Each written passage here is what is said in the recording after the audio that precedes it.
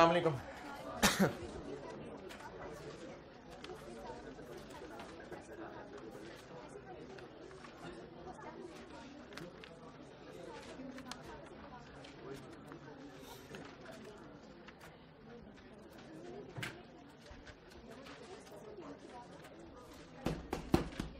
ज़रूर शरीफ पढ़ लें।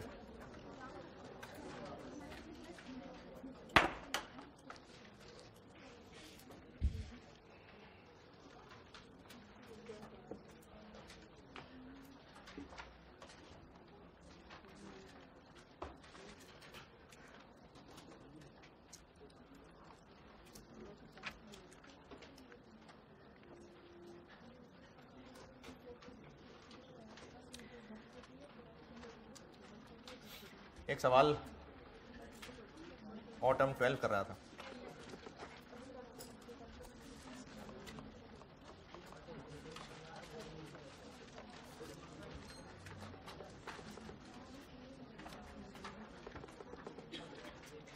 इसके दो हिस्से होने इस लेक्चर के, ठीक है। मैं बी जब करूंगा तो आपने टुकड़े में करवाना है उसको, हैं? क्या हुआ? नहीं, वो है ऑनलाइन वालों के लिए।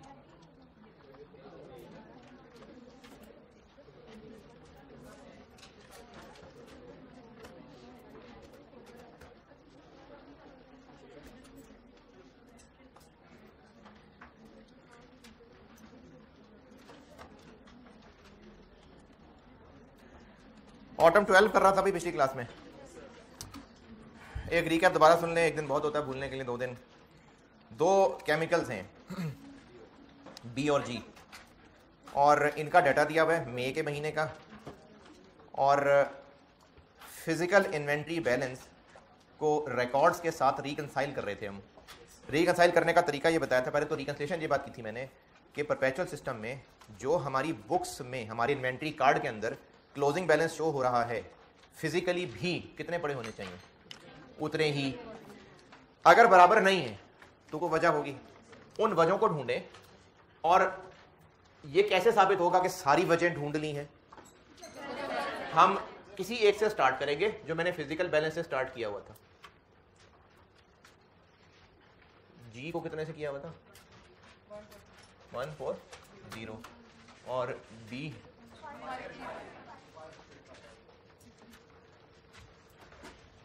535। रिकंसिलिएशन ये है कि किसी एक से शुरू कर लिया, चलो फिजिकल बैलेंस से शुरू कर लिया, जो जो डिफरेंसेस के रीजंस हैं, यानी जो जो इसमें मसले हैं, वो प्लस माइनस करते गए। और अगर इस कैलकुलेशन का एंड आंसर रिकॉर्ड्स के साथ टैली हो गया तो क्या साबित हुआ? कि डिफरेंसेस बस सिर्फ यही थे। इसी को रिकंसाइल करना कहते हैं। ये वन ऑफ इट्स काइंड इसलिए है, ये मैंने पहले भी की थी बात, कि जिस दौर का ये सवाल है ना, उस दौर में कॉस्ट अकाउंटिंग मॉड्यूल डी में होती थी। चौथा मॉड्यूल था, ये जो आप लोग कैफ पढ़े ना, एएफसी और कैफ, ये मिला के 4 मॉड्यूल होते थे, ABCD। और अकाउंटिंग उन्होंने मॉड्यूल बी में पढ़ी होती थी, और उस पर इस तरह के बहुत सवाल होते थे कि फिजिकल काउंट नहीं किया, बाद में किया, पहले किया। तो ये चीज़ें बच्चे ने अच्छी तरह पढ़ी होती थी, तो इसलिए ये सवाल कोई बहुत अनोखा सवाल नहीं था। लेकिन आप लोगों ने चूंकि अब वो चीज़ें नहीं पढ़ी होती, तो ये आपके लिए वन ऑफ इट्स काइंड है। इग्नोर करना मुझे मुनासिब नहीं लगा, इसलिए मैं सबसे आखिर में करवा रहा हूँ इस सवाल को। करना क्या था?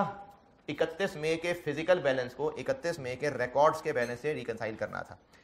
31 मई का रिकॉर्ड्स का बैलेंस वो कैसे सही पता चलेगा, वो पार्ट बी आपको होमवर्क करने को कहा था। करना था, किया भी होगा।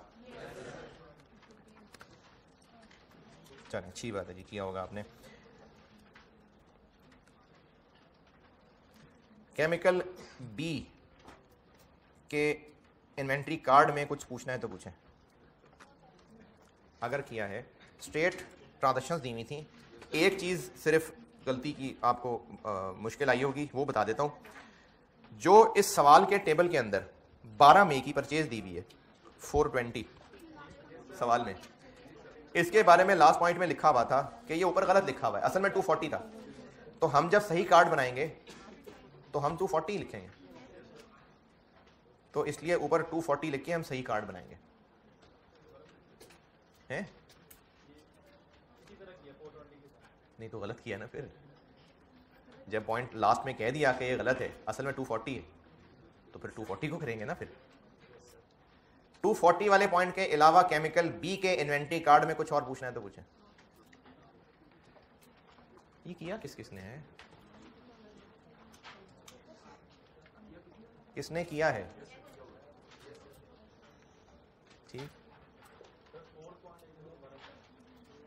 4 पॉइंट तो मैंने एक दफा भी नहीं बताया, दोबारा तो बात की बात, मैंने भी एक दफा भी नहीं बताया। बताना है अभी? हाँ नहीं बताया मैंने भी।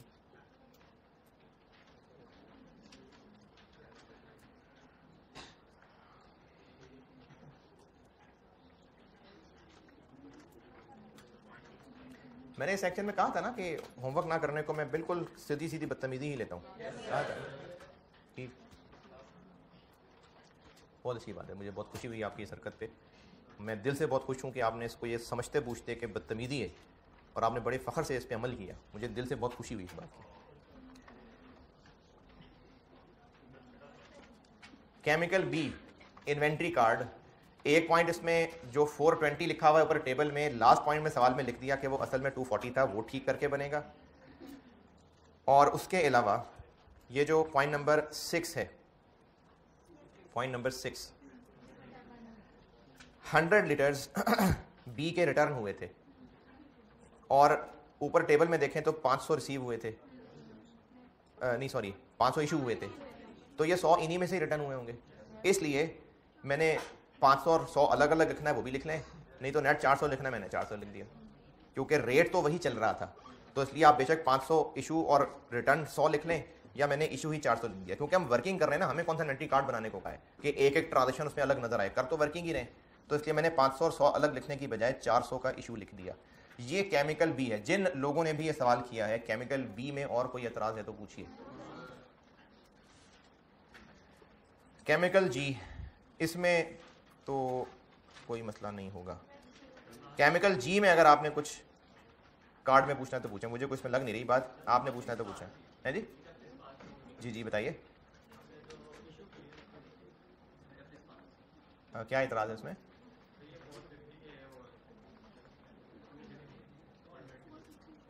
$200 किधर है? 0.6 के अंदर वो जो 200 वापस आए हैं कब आए? तो वो तो जून की ट्रांजेक्शन है ना, हम तो मई तक कर रहे हैं सब। तो हमने मई के रिकॉर्ड में, मई के इन्वेंट्री कार्ड में जून वाली ट्रांजेक्शन थोड़ी लिखनी है। तो इसलिए 200 का कुछ भी नहीं करना। जो 100 लीटर थे ना 0.6 में, वो 31 मई को ही आए थे, इसलिए उनको इन्वेंट्री कार्ड में रखा है। लेकिन जो 200 लीटर जी के थे वो जून में आए थे, इसलिए उसको इग्नोर कर दिया।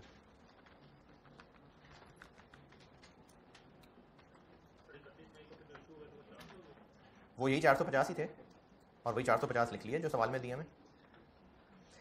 बी का इन्वेंट्री कार्ड, जी का इन्वेंट्री कार्ड, ओके। तो इन्वेंट्री कार्ड सही करके बनाने से हमें इतना पता चल गया कि बी का क्लोजिंग स्टॉक कितना है 230 और जी के 250। ये हमें वहां से पता चल चुका हुआ है। अगर इस प्लस माइनस का आंसर यही आ गया तो मतलब रिकंसाइल हो गया और बस डिफरेंसेस यही थे। जो कर लिया था उसका एक क्विक रिकैप दे देता हूं और जो पॉइंट 4 नहीं समझाया था वो समझा देता हूं।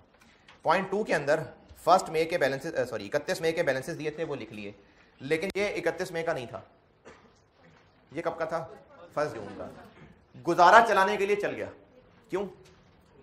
एक दिन का ही तो फर्क है। तो गुजारा चलाने के लिए हमने इसको 31 मई का काम ले लिया। हाँ, पॉइंट 4 में इसका कुछ करेंगे हल, लेकिन 1 जून और 31 मई करीब करीब ही है, इसलिए गुजारा चलाने के लिए यहां लिख लिया। ये कब का है? तो ये तो है ही 31 मई का। ये पॉइंट 2 से हमने बैलेंसेस यहां लिख लिए। पॉइंट नंबर 3 में ये किया था कि खराब होने की वजह से गिनने वाले ने उनको अछूत समझ के साइड पे कर दिया था। तो भी बीमार हैं तो क्या हैं तो हमारे ही ना। अगर घर में कोई दादाजी बीमार है ना, आपसे पूछें घर के मेंबर कितने हैं तो उनको निकाल के थोड़ी बताएंगे, घर के मेंबर ही हैं वो। तो इसलिए जो कंटेमिनेटेड थे उनको गिनने वाले ने साइड पे कर दिया था, तो नहीं अपने ही हैं वो, तो उनको हम खुद ऐड कर देते हैं 95 और 105। ये मैंने पॉइंट नंबर 3 यहाँ पर ऐड किया था। पॉइंट नंबर 4 नहीं समझाया था। पॉइंट नंबर 5, 150 लीटर्स थे जो केमिकल बी के पड़े हमारे पास थे, लेकिन थे वो कस्टमर के। तो चूंकि पड़े हमारे पास थे तो फिजिकल गिनने वाले ने काउंट कर लिए होंगे, जबकि वो हमारे हैं ही नहीं, तो इसलिए उनको यहां से माइनस कर दिया था। और इसका उलट था कि केमिकल जी के 100 लीटर थे जो थे हमारे, लेकिन फिजिकली अभी हमारे पास नहीं थे, अमानत के तौर पे सप्लायर के पास रखे हुए थे, हैं वो हमारे, तो उनको हम अपने पास शामिल कर लेते हैं क्योंकि हैं वो हमारे। और पॉइंट नंबर 6 का इसलिए कुछ नहीं किया था क्योंकि 100 लीटर बी के जो 31 मई को स्टोर में वापस आए थे तो वो वापस आ गए होंगे और गिने गए होंगे और उनको गिना जाना चाहिए था, तो बस सही है। और जो केमिकल जी है उसके 200 आए ही जून में वापस हैं, तो वो तो ट्रांजैक्शन ही जून की है, तो इसलिए उस 200 का कुछ भी नहीं करना। और पॉइंट नंबर 7 का क्यों कुछ नहीं किया था, क्योंकि ये रिकॉर्ड करने की गलती थी और वो हमने इन्वेंट्री कार्ड बनाते हुए सही कर ली, तभी उसके बाद ये सही फिगर निकली थी। पॉइंट 4 के अलावा बाकी जो पॉइंट्स थे उनमें अगर किसी ने कुछ पूछना है तो पूछें।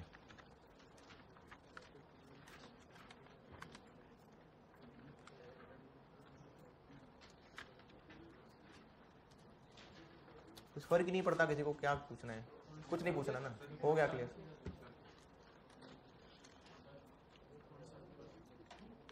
बी या जी दोनों ही। पॉइंट 7 में लिखा हुआ है कि केमिकल बी के 240 लीटर्स थे जो कि 12 मई को खरीदे थे और केमिकल जी के 150 लीटर्स थे जो 24 मई को खरीदे थे। ये है असल में क्या, वर इनएडवर्टेंटली रिकॉर्डेड, गलत रिकॉर्ड हो गए थे एज 420 एंड 250 रिस्पेक्टिवली। यानी जो ऊपर टेबल के अंदर 420 बी के लिखे नजर आ रहे हैं 12 मई को, असल में वो 240 हैं, और जो 250 नहीं, हाँ 250 24 तारीख को जी में लिखे नजर आ रहे हैं, असल में वो 150 हैं। ये पॉइंट 7 की अंग्रेजी का मतलब है।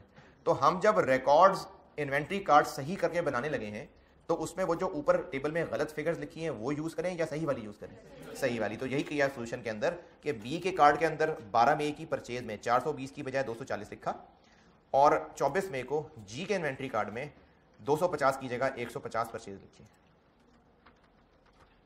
और पूछें जो पूछना है। चलें जी, पॉइंट 4 समझाता हूं।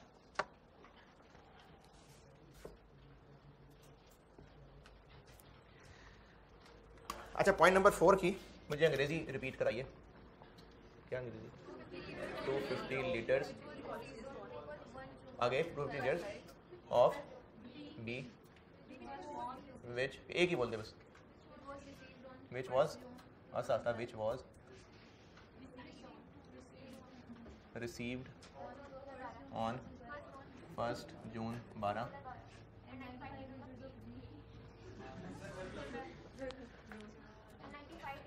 बस अब आप ही बोल दें।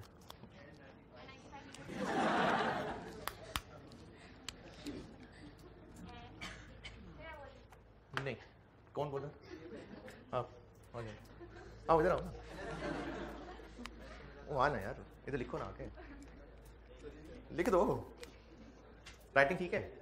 अच्छा चलो राइटिंग।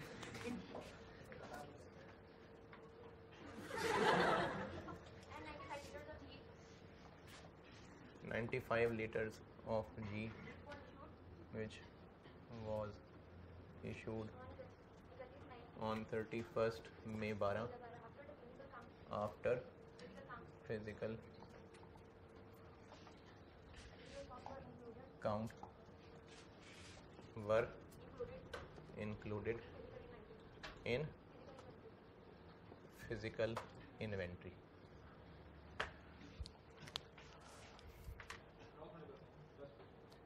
अच्छा, टेस्ट हुए थे आप लोगों के लिए, वो जाने से पहले टीए से ना, टीए रूम से वापस लेते जाना जाते हुए, पहले नहीं। और कब हुआ था?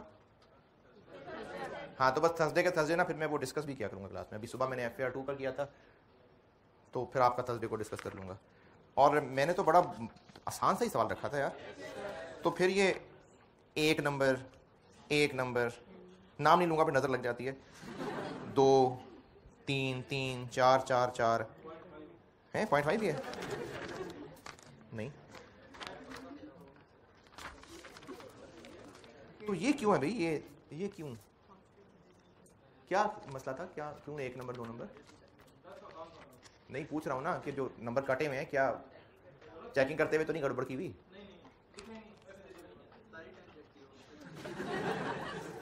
मेन मसले क्या थे? मेन क्या गलतियां थी इन सब पेपर्स में? कॉमन क्या मसाइल लगे? कोई 2-4 कॉमन याद हो तो। पूरा सॉल्व नहीं किया हुआ था या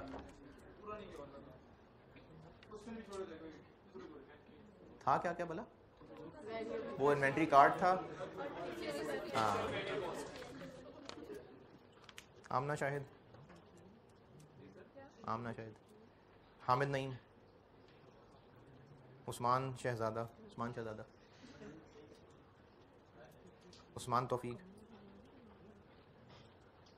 महानूर यूसुफ, मारिया रहीम। चलो जिनके पूरे पूरे हैं ठीक है, शाबाश। और एक एक नंबर कट के हैं। अलीना खालिद, चलो अगर नाम ना पता हो तो नंबर है 17179। मोहम्मद हसीब, मुदस्सिर हसनैन, मुश्तबा अहमद, तो भी नाम नहीं पता, मुश्तबा अहमद नहीं है, शैला सरफराज। 18 ठीक है जी, सही है, गुड।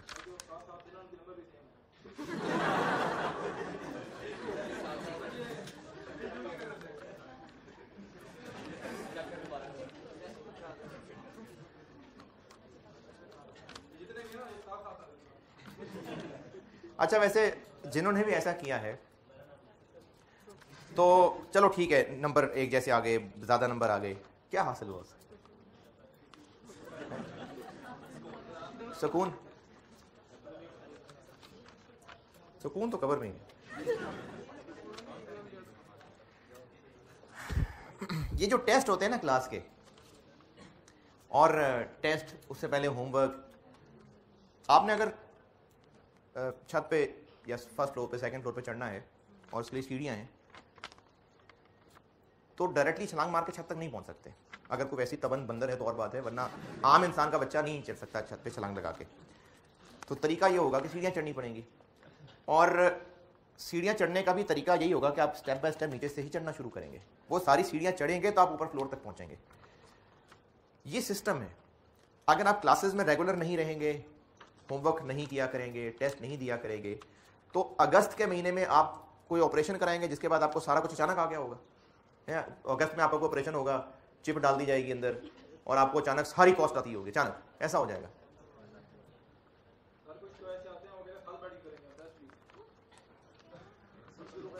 नहीं तो फिर ना बिठाए ना उनको साथ, आप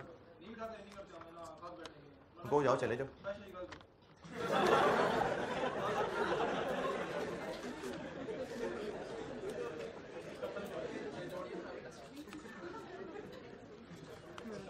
जगह चेंज करा दिया करें।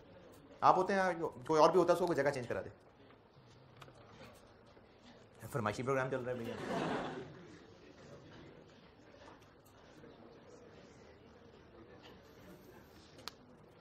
चलें, चंद दिन के मेहमान हैं, देख लें पहले कौन कंटिन्यू कर रहा है, कौन नहीं कर रहा, रिजल्ट डाले, फिर अगले टेस्ट में देखते हैं। पॉइंट नंबर 4 समझाने लगा हूं जी। फिजिकल काउंट कब होता होगा?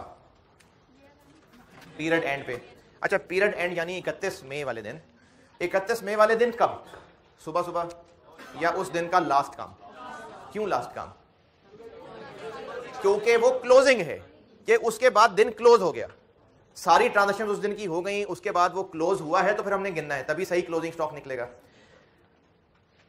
पहले मैं बता रहा हूं बी, 250 लीटर्स बी के, जो कि 1 जून को रिसीव हुए थे। अच्छा, हमें यहां पर किस दिन का स्टॉक चाहिए था? 31 मई का। 31 मई का दिन, ये 31 मई का दिन है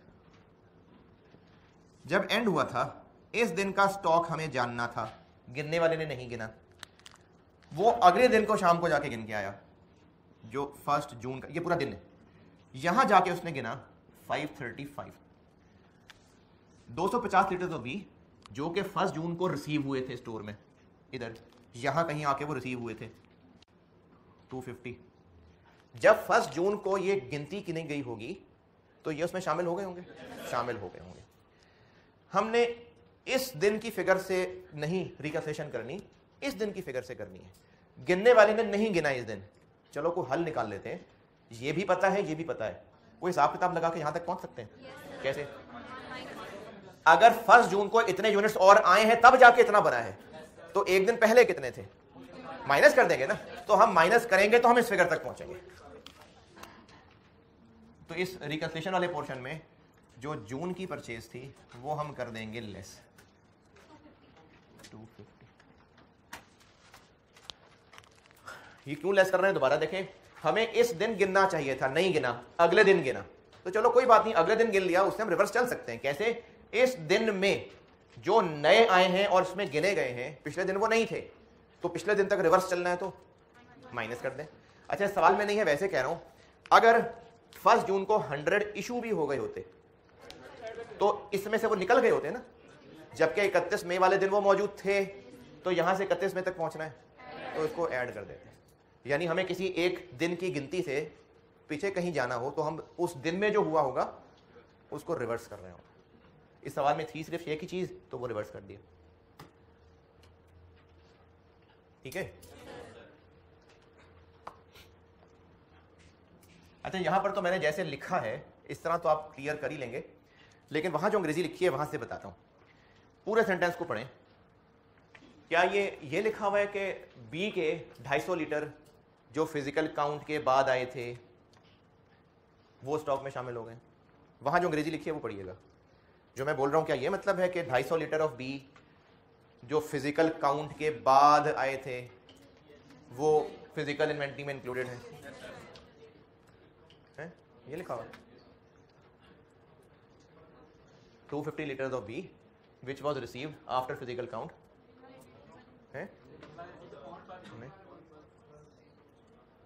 आफ्टर फिजिकल काउंट नहीं।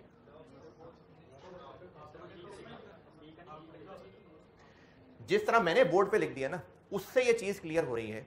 वरना जैसे वहां लिखा हुआ है उससे कुछ बच्चों को ये लगेगा कि शायद ये जो आफ्टर फिजिकल काउंट वाली बात है ये बी के लिए भी है, क्योंकि अंग्रेजी में सेंटेंस ऐसे ही होता है कि अगर एंड आ गया बीच में तो फिर दोनों के लिए लग रहा होता है, जबकि असल में ऐसा नहीं है। असल बात ये हो रही है कि ये एंड ये एंड ये वर इंक्लूडेड इन फिजिकल इन्वेंटरी। ये सेंटेंस असल में ऐसे है कि ये एंड ये वर इंक्लूडेड इन फिजिकल इन्वेंटरी, यानी आफ्टर फिजिकल काउंट वाली बात उसके लिए नहीं है। और अगर गौर करें तो उसके लिए हो भी नहीं सकती। नहीं, ये वाली बात उसके लिए हो ही नहीं सकती। कैसे? 250 फिजिकल काउंट के बाद आए और फिजिकल काउंट में गिनेंगे। ये जो रिसीव हुए फिजिकल काउंट के बाद रिसीव हुए और फिजिकल काउंट में शामिल है, ये हो ही नहीं सकता। तो ये जो आफ्टर फिजिकल काउंट वाली बात है वो इसके लिए नहीं है, वो जी के लिए थी। वो मैं जी समझाता हूं भी। तो इसलिए मैंने इस लाइन से पहले सिर्फ पहले वो लाइन समझाइए। 250 लीटर्स ऑफ बी जो कि 1 जून को रिसीव हुए थे वो फिजिकल इन्वेंट्री में शामिल है। हाँ तो ठीक है, शामिल होने चाहिए थे, यकीनन गिने गए होंगे। तो हमने यहां से उल्टा चल के 31 मई तक आना है, तो इसमें से इसको ये इसलिए माइनस कर दिया। Chemical B. अब जी समझें, फिजिकल काउंट कब करना चाहिए? बिल्कुल आखिरी काम ना, क्योंकि वो क्लोजिंग है। हुआ क्या कि केमिकल जी 31 मई वाले दिन यहां गिनती गिनी जानी चाहिए थी, गिनने वाला कहीं यहां गिनती गिनाया और उसने गिन के बता दिया कि 140 लीटर है। और इस गिनती गिनने के बाद क्लोज होने की बजाय मजीद लीटर इशू हो गए। 95 litres of G issued on this after physical count, यानी फिजिकल काउंट करने के बाद इशू कर दिए। तो गलती कहां पर है? बाद में इशू करने पे। पहले गिनना ही नहीं चाहिए था, वो गिनता ही एंड पे जाके। चलो गिन आया, अब यहां तक कैसे पहुंचे कि 31 मई को शाम को कितने थे, इसमें से माइनस करते हैं। तो 95 litres of G which was issued after physical count, और चूंकि ये बाद में इशू हुए हैं तो जब गिनती गिन रहे थे तो उसमें गिने गए होंगे ना। ये 140 जब गिन के आए हैं तो 95 उनमें नहीं गिने गए। ये मतलब है इस बात का, were included in physical inventory. 95 litres जो कि इसके बाद इशू हुए, जब ये गिना गया था। अभी मैं इस क्लास में स्टूडेंट की तादाद गिनूं और मेरे गिनने के बाद कोई एक स्टूडेंट उठ के बाहर चला जाए, तो जब मैंने गिना था तो उसमें तो शामिल था ना, क्योंकि उसके बाद आउट हुआ है। तो ये जो इशू हुए थे जब गिनती गिनी गई थी तो वो अंदर मौजूद थे, तो 140 के अंदर वो 95 भी गिने गए हैं। ये मतलब है इस अंग्रेजी का कि 95 लीटर्स जो कि इशू हुए थे आफ्टर गिनती वर इंक्लूडेड इन फिजिकल इन्वेंट्री, कि वो 140 में शामिल थे। सही क्लोजिंग कैसे पता चलेगा? माइनस करते।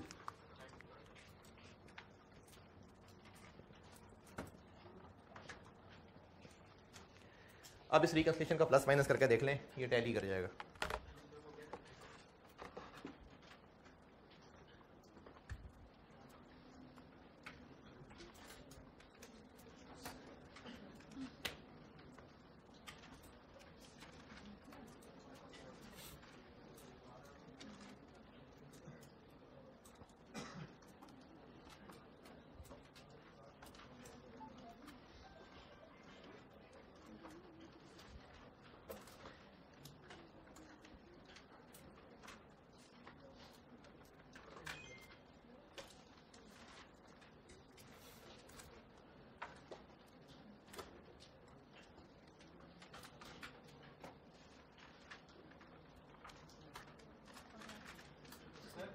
जी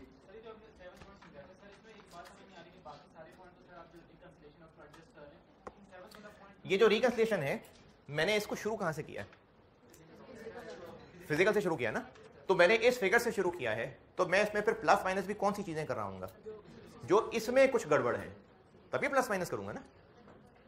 मैंने जिस चीज से शुरू किया है और उसकी गड़बड़ें उसमें प्लस माइनस करनी है।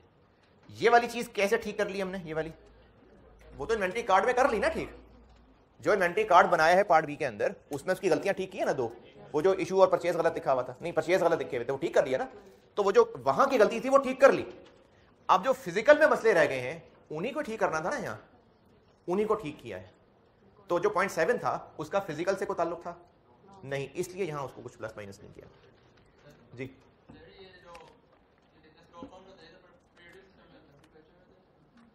नहीं, अच्छा आपका स्टांस ये है कि ये सवाल परपेचुअल का है, ये कैसे पता? ये कह रहे हो? वैसे तो लिखा हुआ है परपेचुअल, वैसे तो लिखा हुआ है, लेकिन मैंने जब ऑटम 21 बताया था ना तब भी मैंने ये बात की थी कि फिजिकल काउंट मजबूरी है पीरियोडिक में, उसके बगैर क्लोजिंग पता चल ही नहीं सकता।